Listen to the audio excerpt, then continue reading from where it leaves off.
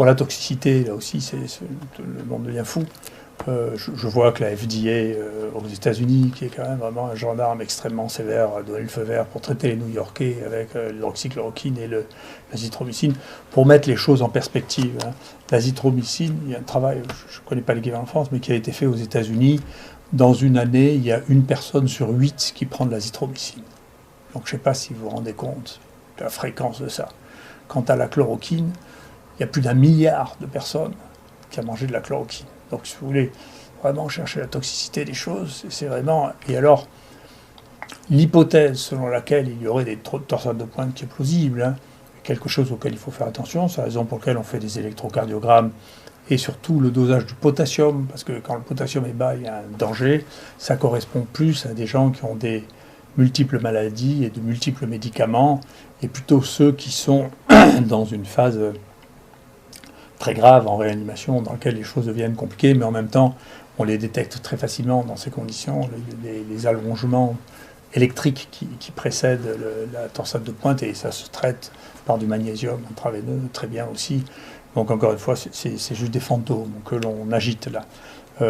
Et je ne sais pas d'où ça vient, mais enfin de mettre que l'hydroxychloroquine qui a été prescrite aussi à des millions de personnes, des gens qui en mangent ça pendant 30 ans, que c'est un poison, ça laisse absolument rêveur. Hein, qu'on ait découvert juste au moment où on a besoin que c'est un poison, c'est absolument étonnant. Je ne sais pas d'où ça sort, peut-être qu'un jour on le saura. Mais globalement, ce sont des médicaments qui ont été prescrits à des milliards de doses. L'azithromycine, c'est le traitement le plus utilisé au monde dans le traitement des infections respiratoires. Parce que là, on tombe des nues quand les gens découvrent que c'est un danger extrême. Quoi. Tout ça n'a pas de sens. Voilà. Et sur le plan, il faut faire attention, parce que sur le plan thérapeutique, ce que l'on est en train de voir, c'est que les malades, au moment où ils ont une insuffisance respiratoire, le moment où ils rentrent en réanimation, en réalité, ils n'ont presque plus de virus.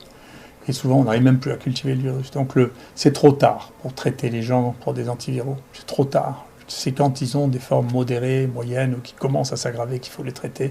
Parce qu'à ce moment-là, on contrôle les virus qui se multiplient. Quand ils sont rentrés en réanimation, et quand vous faites rentrer les gens de plus de 80 ans en réanimation, le problème, c'est plus le virus, c'est comment on arrive à sauver. Les réanimateurs font des exploits extraordinaires maintenant, et de plus en plus. Hein. Et comment on arrive à sauver quelqu'un qui a plus de 80 ans, qui est intubé, qui a une ventilation artificielle et qui va rester 1 mois en réanimation. C'est extrêmement difficile. Donc, moi, je plaide pour qu'on commence à traiter les gens avant.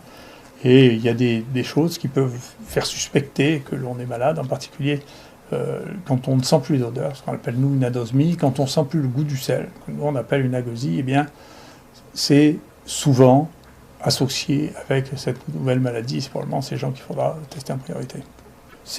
Le SONSA, c'est une maladie qui se répand. La mortalité touche la même tranche de mortalité que les autres infections virales respiratoires. Il vaut mieux traiter les gens un peu plus tôt, parce que les sujets âgés qui rentrent avec des insuffisances respiratoires sont très difficiles à rattraper. Et pour ce que l'on commence à voir, ils ont peu ou pratiquement plus de virus au moment où ils arrivent à ce stade-là. C'est entièrement la réaction d'inflammation, de lutte contre le virus. Il y a des lésions et il y a une difficulté à rattraper ça. Merci beaucoup. Merci.